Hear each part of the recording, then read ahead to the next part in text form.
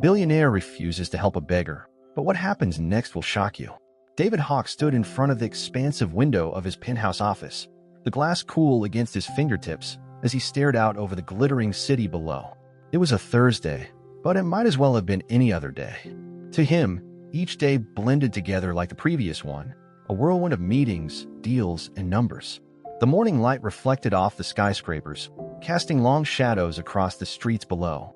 But David had long stopped paying attention to the view. His eyes, sharp and calculating, were focused on his computer screen, the numbers shifting in his favor as always. "Mr. Hawk?" A voice called from the doorway, snapping him out of his thoughts. He turned to see his assistant, Sarah, standing there with a stack of paperwork in her hands. Her face was the picture of professionalism, but David noticed the slight tension in her posture. It was always like this with Sarah. She was careful, composed. But David liked people who understood their place, and Sarah understood hers perfectly. "Yes, Sarah?" David's voice was calm, clipped. "There's a man downstairs asking to speak with you. Says he's been trying to get a meeting for weeks." She glanced at the papers in her hand, avoiding eye contact. "He insists it's urgent." David leaned back in his chair, his fingers drumming on the armrest as he considered the request. His time was precious, and anyone who didn't have a significant amount of wealth or influence to offer him wasn't worth his time. But still, there was something in Sarah's tone that made him pause, something in the way she'd spoken that hinted at something unexpected. He glanced at his watch just before his afternoon meeting. He could spare a few minutes. Fine. Send him in. A few minutes later, the door opened again, and in walked a man who immediately stood out in a stark contrast to the polished elegance of the office around him. His clothes were ragged, worn down by time and use, and his face was weathered, with lines carved deep from years of struggle. He looked out of place in the room, too rough, too humble.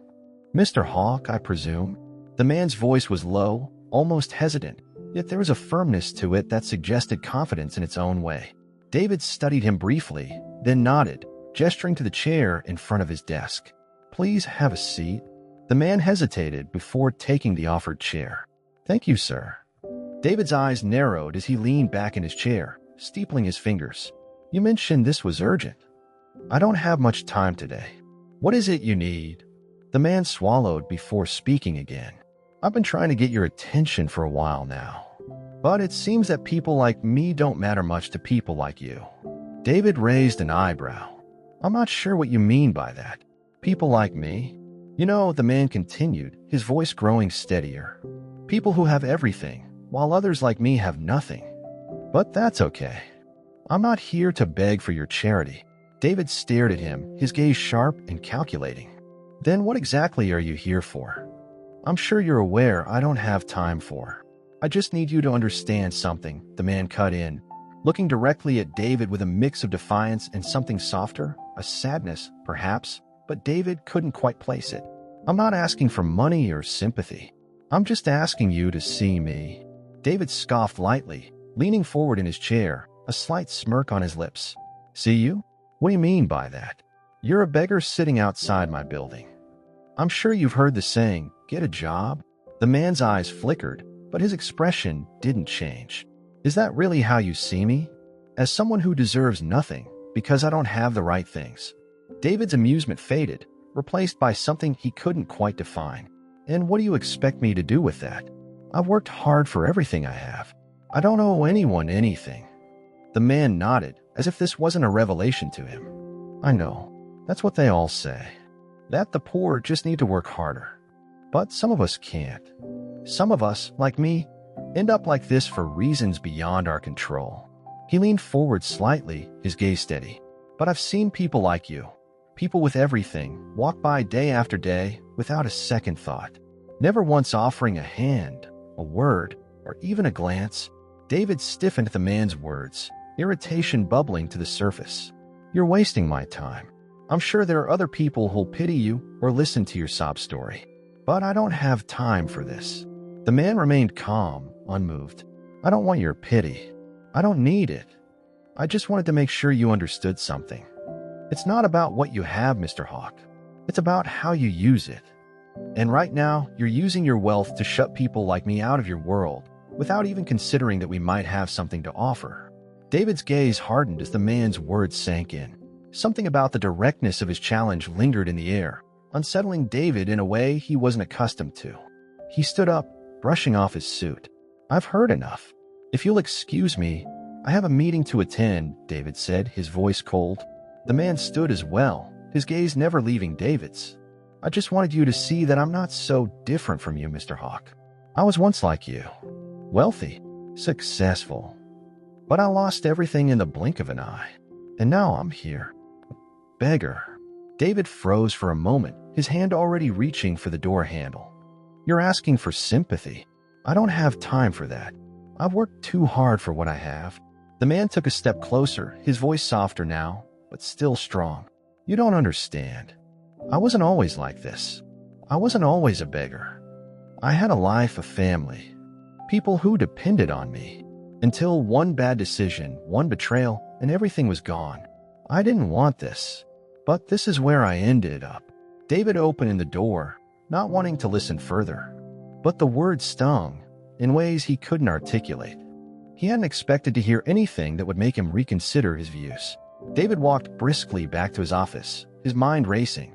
He had dismissed the beggar, Eli as he had introduced himself, but the man's words lingered in the air, like a storm that refused to pass. "I wasn't always like this." Those words echoed in his mind as he sat down at his desk, trying to push them out, to return to his usual, comfortable routine. The city outside was bustling as usual, but David couldn't shake the feeling that something fundamental had shifted. He had seen beggars before, thousands of them, even. They were nothing more than a part of the landscape, something to look past.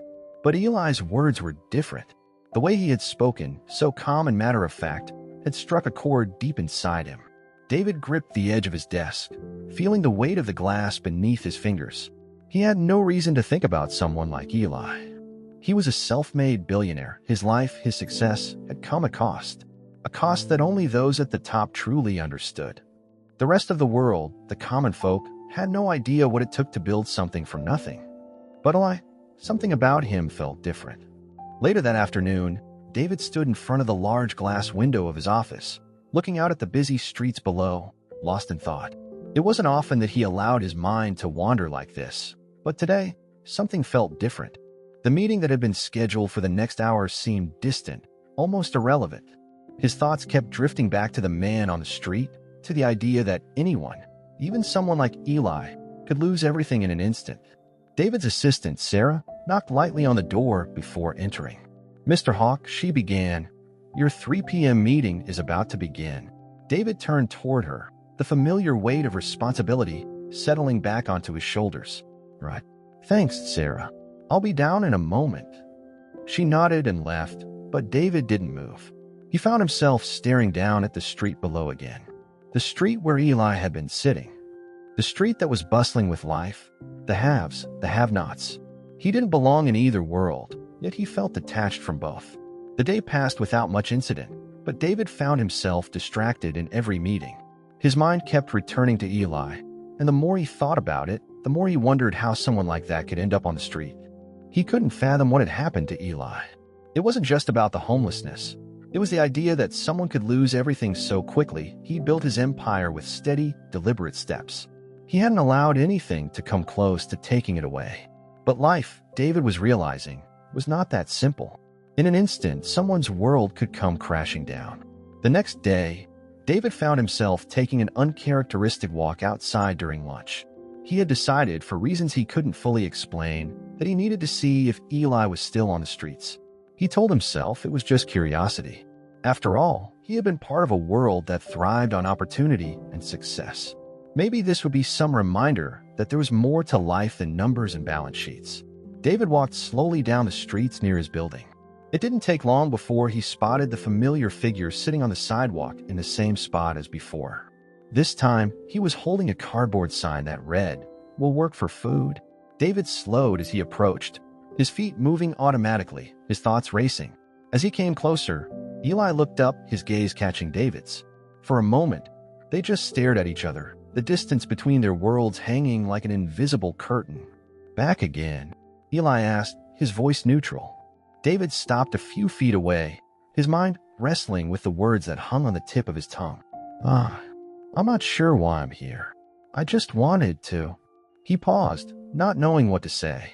He had no reason to speak to this man, no obligation to engage. Yet here he was, standing in front of a beggar, a person who was nothing like him. Eli's eyes softened, though there was still a hint of a guarded expression. "I know what you're thinking," he said, his voice steady. "You think I'm just a charity case. But I'm not asking for your pity. I'm asking for your understanding." David felt something in his chest tighten. This wasn't what he had expected. There was no anger, no resentment. Just calm. "I don't think I'm the one who needs understanding," David replied softly. "But I want to know why. Why do you live like this?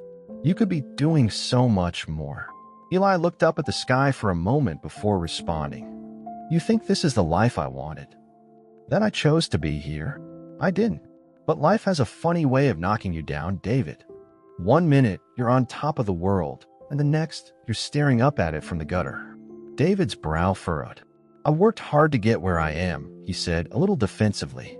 "I don't understand how someone can just give up." "I didn't give up," Eli replied, his tone firm but calm. "I lost everything in one fell swoop. Business, family, friends. All gone because of one mistake. One betrayal." He paused, looking up at David.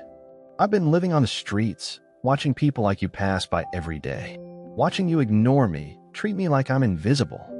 David's throat tightened.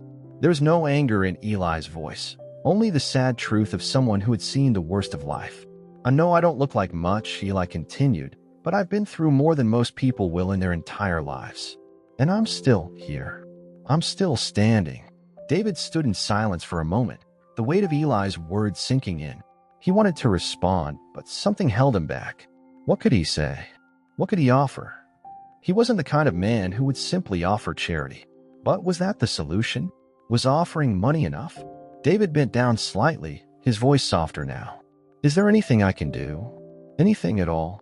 Eli gave a small, knowing smile, the hint of a chuckle escaping his lips. "You could start by understanding that money isn't always the answer." David stood up, his mind swirling with thoughts and emotions he hadn't considered before. His empire, his wealth, it all seemed meaningless in that moment. He hadn't expected to come here looking for an answer, but he had found one. Not in what he could give, but in the realization that there were things in life far more important than money, far more important than wealth. Things that couldn't be bought or earned. "I'll be back," David said quietly, his voice full of a sincerity he hadn't anticipated. "I promise." David left the street corner with more questions than answers. He had expected to walk away feeling nothing but the satisfaction of a charitable gesture, perhaps an obligatory donation, a polite goodbye. Instead, he felt the weight of Eli's words, heaviness that refused to leave his mind. As he stepped into his sleek black car, the driver glanced at him through the rearview mirror, but David didn't respond. He stared out the window, lost in thought. His usual world seemed distant now. The towering glass buildings, the wealth, the meetings that filled his calendar. It all felt so irrelevant compared to the simple, raw honesty he had encountered on the street. The beggar Eli had a life, a story, and David had barely scratched the surface.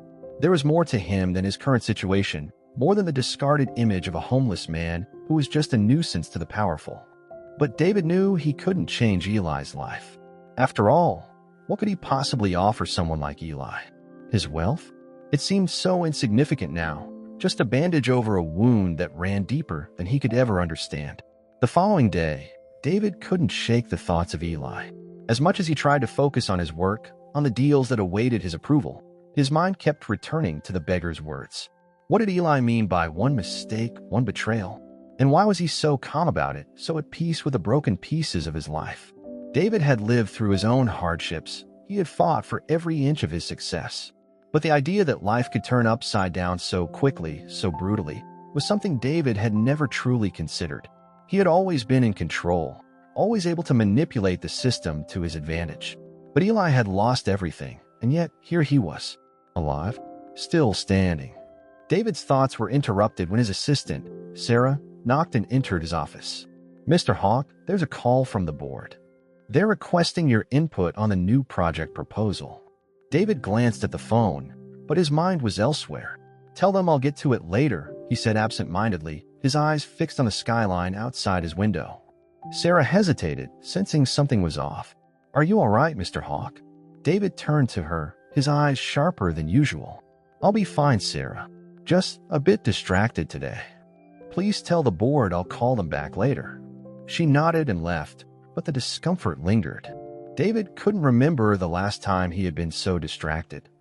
The thought of Eli, of the life he had lost, was gnawing at him. What if it happened to me? He thought. What if everything I've built could be gone in an instant?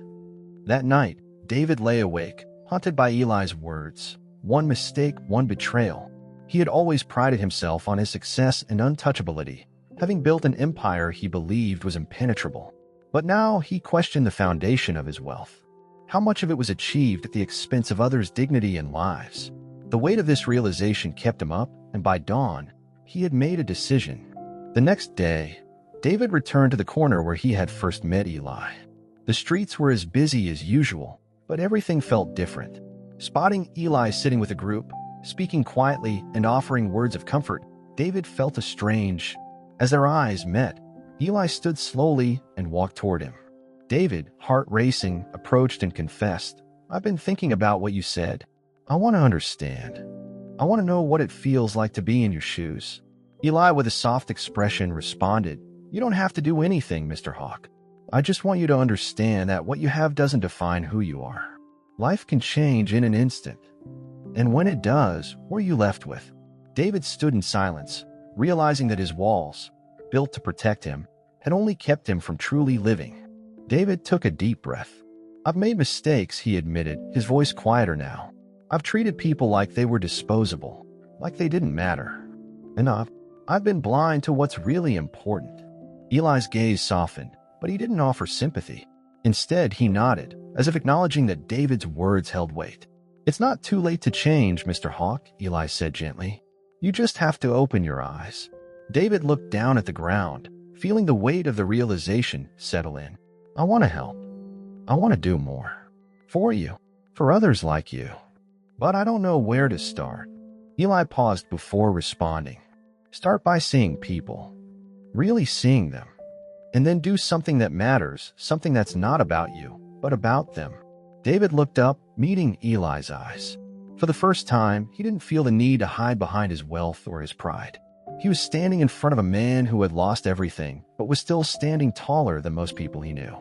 And for the first time, David knew exactly what he needed to do. David left that day with more on his mind than he'd ever had before. He knew that the decision he had just made to take responsibility for his actions and seek redemption wasn't something that could be fixed with one conversation or one act of charity. Eli had made it clear that it wasn't about giving money or superficial gestures. It was about truly understanding, truly seeing the world beyond the bubble of his own wealth. And David, for the first time in a long time, was ready to try. The following week, David found himself distracted by thoughts of Eli and their conversation. He couldn't shake the weight of his past choices and how his focus on success had often been at the expense of others. He knew that the next steps he took would be crucial, not just for his business, but for his own growth. Late one evening, while staring at the city lights, David realized his success wasn't enough anymore.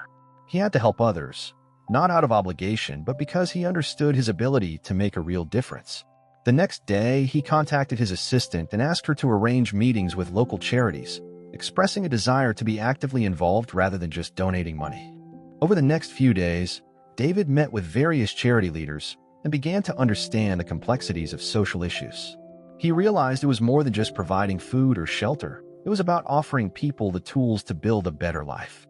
He also became more curious about Eli's past and why he had chosen to live as a beggar despite having more to offer. A few days later, David returned to the corner where he had first met Eli.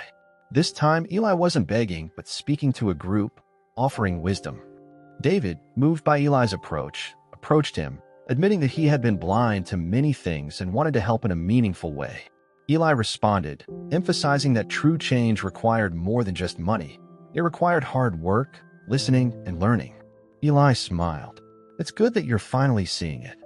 But remember, it's not about just helping people when it's convenient for you. It's about standing by them, no matter where they are or what they've done." David took a deep breath, his mind racing with new ideas, new plans. "I'm ready to make that commitment. I don't want to just be a man who throws money at a problem. I want to do the work, to be part of the change." Eli studied David for a moment, his gaze intense, as though assessing whether David's words were truly sincere. Then, after what seemed like an eternity, he nodded. "You're on the right path," Eli said, his voice steady, "but don't think it's going to be easy. It's a long road, and most people walk away when it gets hard. But if you're serious, if you're ready to stand beside people who need help, not just once, but every day, then I'll show you where to start." David felt a surge of determination. He had heard these words before, from people who had hoped to make him see the world beyond his wealth. But with Eli, there was something different in the way he spoke. It wasn't about proving a point or asking for validation. It was about genuine understanding, about commitment, and most importantly, the willingness to act. For the first time in years, David felt like he had a purpose beyond his business empire. "I'm ready," David said firmly. "What do I need to do?" Eli smiled again, this time with a hint of approval in his eyes. "The first thing you need to do is get your hands dirty. I'm not talking about boardrooms or speeches. I'm talking about the real work, the work that takes patience, humility, and understanding." David nodded, feeling the weight of Eli's words settle into his chest. This wasn't going to be easy, but it was the only way forward. Over the next few weeks, David began to take Eli's words to heart. His mornings were no longer filled with meetings about mergers or investments. Instead, he found himself spending his time volunteering at shelters, food banks, and community outreach programs. It was grueling work, the kind of work that David had never considered before, but it was also incredibly rewarding. At first, the experience was uncomfortable. David, accustomed to wearing suits and commanding respect in high-rise boardrooms, was now in the trenches with people who had nothing. He was cleaning floors, serving meals, listening to stories of hardship, and more than anything, trying to understand the lives of people who were so different from him. But with every passing day, he began to see things more clearly. One afternoon, as he was serving food at a local shelter, a young woman approached him. She was no older than 20, with a tired look in her eyes. David offered her a smile, but she didn't return it. Instead, she glanced at him and then at the food he was handing her, before speaking softly. "You're the rich guy, aren't you? The one who owns the buildings downtown?" David nodded, unsure of how to respond. "I used to be." The woman raised an eyebrow. "Used to be? So now you're what? Giving out free food to people like us?" David shifted uncomfortably. "I'm just trying to help." She studied him for a moment, then shrugged. "Help, right? Well, you're doing more than some people ever do. I'm glad you're here." David felt a pang of guilt, not because she had called him out, but because he realized how little he had truly helped before. He had written checks to charities, attended fundraising galas, but this was different. This was real. This was where the impact was made. As the day wore on, David worked alongside the others at the shelter, serving meals and engaging in conversations with the residents. He listened to their stories, their struggles, their pain, and for the first time he truly saw them, not as problems to be fixed or people to be ignored, but as human beings with their own complexities and dignity. Days turned into weeks, and David continued his journey of self-discovery. Each interaction, each conversation, brought him closer to understanding the world he had once dismissed. But even as he immersed himself in the lives of those less fortunate, there was still a part of him that felt disconnected from his past, from his wealth, and the life he had known. One afternoon, David met Eli again at a community center where they had both been volunteering. Eli was standing at the front, speaking to a group of people about the importance of self-reliance, while David quietly observed from the back of the room. Eli had become more than just a beggar to David. He had become a mentor, a guide, showing him a path that David hadn't known existed. After the meeting, Eli approached David, his expression thoughtful. "You're doing well," Eli said, clapping him on the back. "You've come a long way." David, still not fully comfortable with the transformation he was undergoing, nodded. "I don't feel like I've done enough." Eli raised an eyebrow. "That's the thing about this kind of work, David. You'll never feel like you've done enough. There's always more to be done, more lives to change. But the key is not to be overwhelmed by it all. It's to start small, one step at a time, and keep going." David stared at Eli, appreciating the simplicity and depth of his words. "I never realized how much I've been missing. All my life, I've been focused on building more, acquiring more. But now, it feels like it's never enough." Eli smiled softly. "That's the trap of wealth, my friend. You're always chasing more, but it never fills the void inside. The only way to fill that void is through giving, through truly making a difference in the lives of others. David nodded slowly, understanding. He had spent so long filling the void in his heart with money and power, but now he was beginning to see that true fulfillment came from something else, something deeper. The next few months were some of the most transformative of David's life. He continued to work with Eli and other community leaders, finding new ways to give back, not just through financial donations, but through his time, his resources, and his influence. He began to change the way he viewed success, focusing less on accumulating wealth and more on creating opportunities for others. It wasn't always easy. There were days when the weight of his past decisions would come rushing back, days when he doubted his ability to make a real difference. But every time he felt the urge to retreat, to go back to his old life, he would remember Eli's words. Start small, one step at a time. And so he did.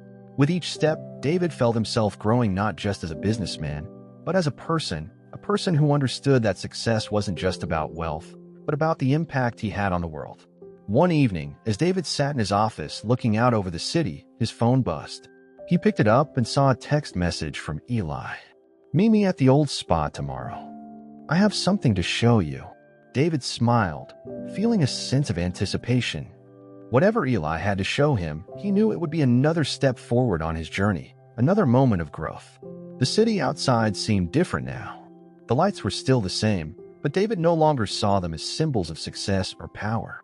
He saw them as a reminder of the people he had met, the lessons he had learned, and the work that still lay ahead. The following day, David made his way back to the street corner where it had all begun. The place was familiar now, not just because it was where he had met Eli for the first time, but because it had come to symbolize something greater than just an encounter.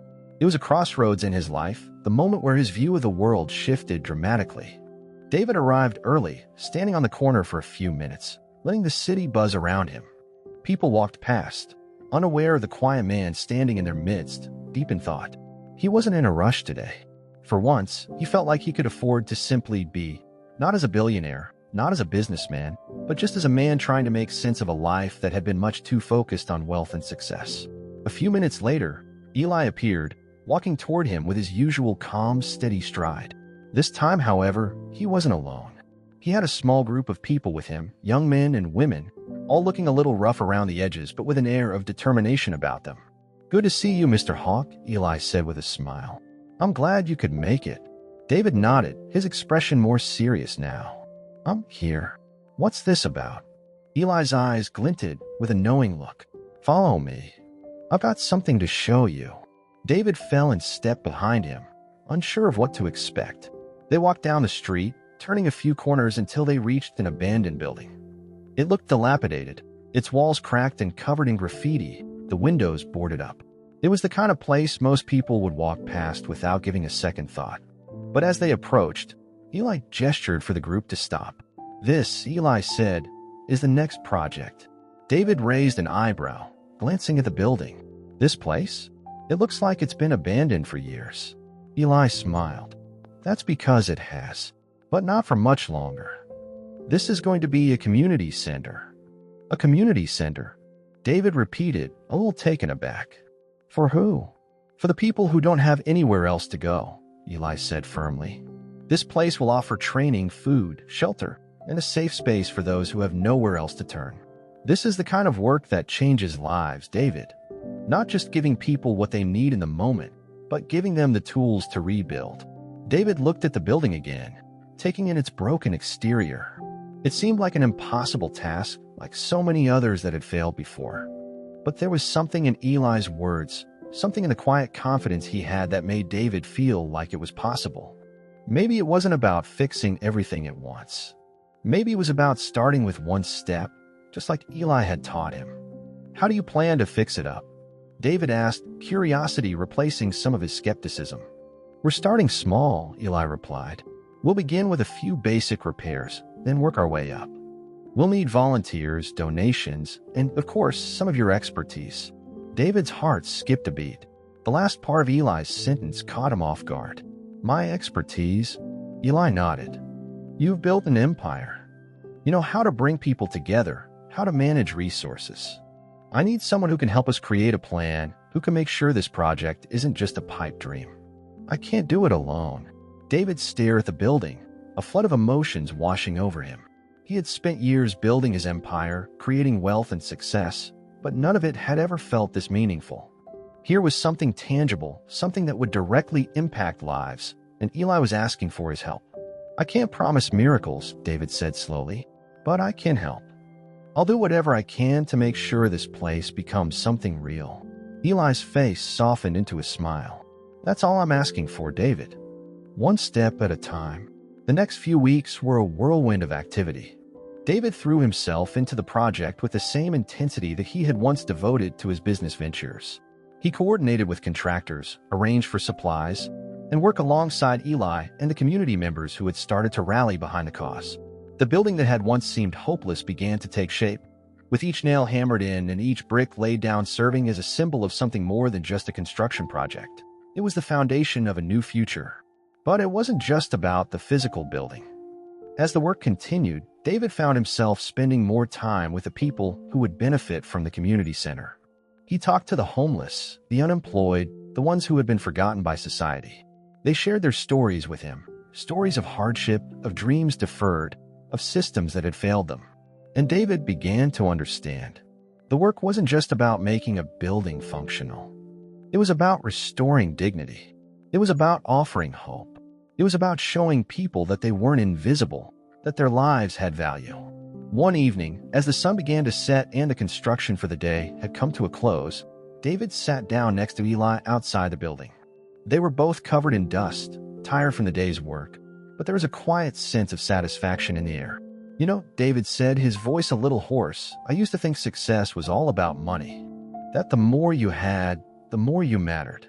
But this feels different. Eli looked at him with a knowing smile. It's always been about the people, David. You just had to open your eyes to see it. David chuckled softly. I don't know how I missed it for so long. Eli shrugged. Some lessons take time, but it's never too late to learn. David looked out at the building, now bathed in the golden light of the setting sun. There was still a lot of work to be done, and he knew it wouldn't be easy. But for the first time in a long time, he felt like he was doing something that truly mattered. And for once, it wasn't about how much he could gain. It was about how much he could give. Over the next few months, the community center began to take shape. More volunteers joined in, and soon it became a place where people not only found food and shelter, but also learned new skills, developed job prospects, and began to rebuild their lives. David watched as the center grew, each new success adding another layer of meaning to the work they were doing. He wasn't just helping to build a physical space, he was helping to rebuild lives, to create opportunities where there had been none. And as he stood in the center of that building, watching people come together, David knew he had found something far more fulfilling than wealth or power. He had found a way to make a real difference. And for the first time in his life, he truly understood what it meant to help others, not just out of obligation, but out of a genuine desire to see them thrive. As the months passed, the community center became more than just a project. It became a symbol of David's personal transformation. It was no longer just about providing temporary relief for the homeless or the disenfranchised. The center had become a living, breathing testament to what was possible when someone with the right resources and the right mindset decided to act. David was no longer simply a man who had built a fortune. He was becoming a man who was building something meaningful with that fortune, something that would outlast him. And yet, despite all the progress they had made, there were still challenges. The center faced difficulties with funding, with some community members still skeptical about the initiative's long-term viability. At times, David felt overwhelmed, unsure whether he had done enough or if he was simply deluding himself into thinking he could make a real difference. The weight of responsibility often hung heavy on his shoulders, but Eli's words always lingered in his mind, one step at a time. One afternoon, as David sat in his office, reviewing a financial report for the center, his phone buzzed. It was a message from Eli. Meet me at the center. I've got something to show you. David felt his heart quicken. Eli had been a constant presence in his life ever since that first encounter. Through the good times and the tough ones, Eli had been there, offering guidance, encouragement, and most importantly, a perspective that David had never known before. David didn't know what Eli had in mind, but he knew it was something important. David arrived at the center later that day, Finding Eli sitting outside, his hands resting on his knees as he looked out over the building they had worked so hard to restore. There was a quiet energy about him, one that seemed to match the rhythm of the life they were trying to build. "David," Eli greeted him with a small smile. "You look like you've been working too hard." David chuckled, rubbing his eyes. "It feels like it. How's everything going here?" "Better than expected," Eli replied, nodding toward the bustling center where volunteers were organizing donations and residents were attending workshops. "But we both know there's always more to do." David nodded in agreement, though he couldn't deny the feeling of pride he had whenever he saw the transformation. What had started as an abandoned building was now a place of hope. Still, there was always more work to be done. "So, what did you want to show me?" David asked, curiosity piqued. Eli gestured for him to follow. "Come inside. You'll see." David followed him into the center, through the brightly lit halls that had once been dark and forgotten. The building had new energy now, one of hope and possibility. But Eli led him to a small room in the back, a quiet space away from the hustle and bustle. Inside, Eli stood before a large canvas. It was a painting vibrant and full of life, depicting a group of people standing together, each person different, but all united. At the center of the painting, a single figure stood tall, hands outstretched, as though offering a hand to those around them. David stood silently, taking in the details of the painting. It wasn't just a piece of art. It was a story, a reflection of everything they had been building together. He looked at Eli, who was watching him closely. "I had an artist come in and paint this for us," Eli said quietly. This is what it's all about, David. People coming together, no matter where they come from or what they've been through. This center is just a place, but what we're building here is something bigger. It's about community. It's about belonging." David felt a lump form in his throat. He wasn't used to being moved by art, but there was something about this piece that hit him deeply. It was a visual representation of everything they had worked for, a reminder of the power of unity, of helping one another. "It's beautiful," David said softly, his voice filled with emotion. Eli nodded. "It is, but it's more than just beautiful. It's real. It's what we're doing here. We're not just fixing a building. We're fixing lives. We're showing people that they matter." David looked at the painting again, this time with a sense of clarity. Everything they had worked for, everything he had learned over the past months, was reflected in that canvas. It wasn't just about serving a meal or providing shelter. It was about building something lasting, a foundation of trust, respect, and love. The next day, David made a decision. He called a meeting with the board of directors at his company. He had kept his business life separate from his work with a community center, but that was about to change. As he sat down in the conference room, surrounded by the other executives, he felt a sense of resolve. "We've built a successful company," David began, his voice steady. "But we've done it at the expense of things that truly matter. We've focused on profits, on growth, on making more money. But there's something more important than that. I've realized that success isn't just about what you can accumulate. It's about what you give." He paused, looking around the room. The board members were watching him closely, some skeptical, others curious. "We've created wealth, but we've neglected to build the kind of legacy that really counts. I'm not asking you to abandon our business goals, but I'm asking you to consider how we can use our resources to make a real difference. Not just through donations, but through active involvement in the communities that we touch. We have the power to do more." The room was quiet as David's words settled in. He could see the wheels turning in the minds of the board members. Some looked uneasy, others intrigued, but all were listening. David knew that this wasn't going to be easy, but it was the right thing to do. "We're going to use the resources of this company to help support community initiatives. We're going to invest in projects that lift people up, that create real opportunities for those who need it most. And we're going to do it with the same level of commitment and focus that we put into building our business." There was a murmur of agreement, and David could see that the conversation was shifting. He wasn't sure how the board would respond in the long term, but he felt confident that this was the beginning of something much bigger than just financial success. David continued to work alongside Eli, volunteering his time at the center, and slowly but surely, his company began to change. They invested in programs that helped local businesses grow, provided mentorship to at-risk youth, and supported initiatives that gave people the tools they needed to succeed. The focus had shifted from pure profit to creating a lasting impact. Over time, David realized that he had found something far more meaningful than wealth. He had found a sense of purpose, one that transcended the boardrooms and bank accounts. It wasn't easy, and there were still moments when the weight of his past decisions felt overwhelming. But with each new project, each new life touched, David felt himself growing, not just as a businessman, but as a person who had truly come to understand what it meant to help others. And as he stood in front of the center, watching the people who had once been forgotten walk through the doors with renewed hope, David knew that his journey was far from over.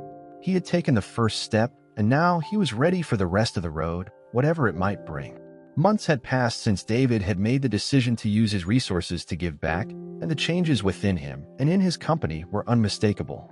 He no longer viewed success through the lens of accumulating wealth, but through the lens of impact. The community center was thriving, and so were the countless projects that had stemmed from that decision. People were being empowered, skills were being taught, and opportunities were being created for those who had once been forgotten.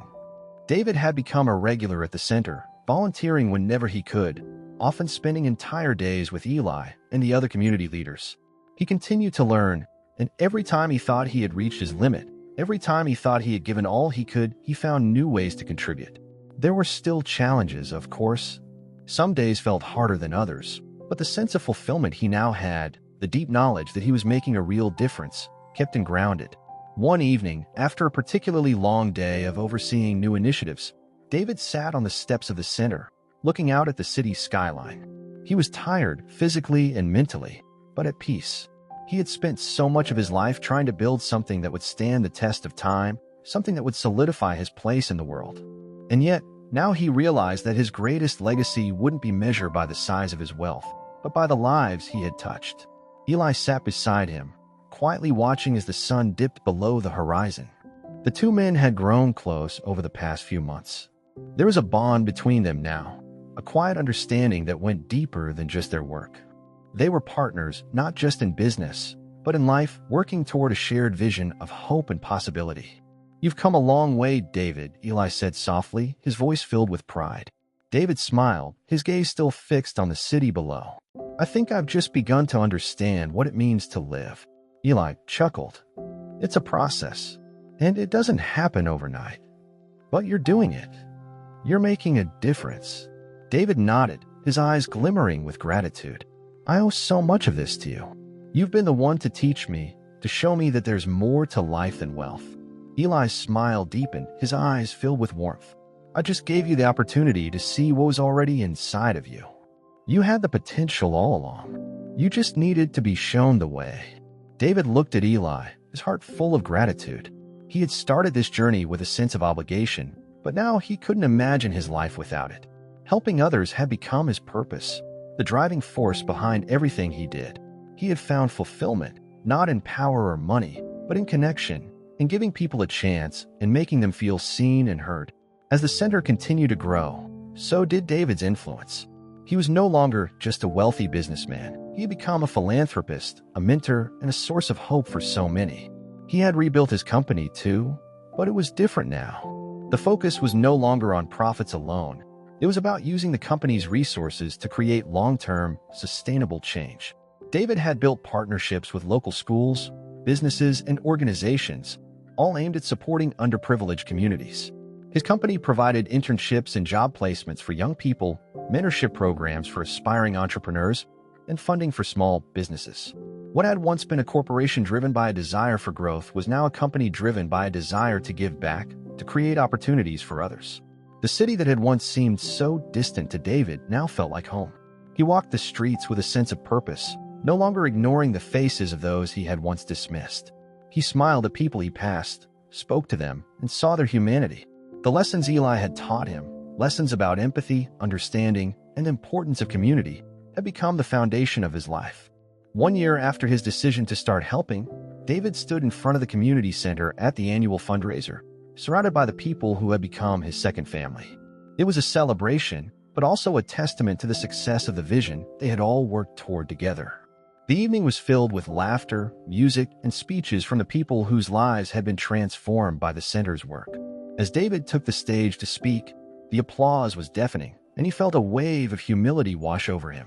"I used to think that success was about what I could accumulate," David began, his voice steady, about how much I could achieve. But I was wrong. Real success is about what you give, not what you take. It's about seeing the world not as a place for you to conquer, but as a place where you can make a difference.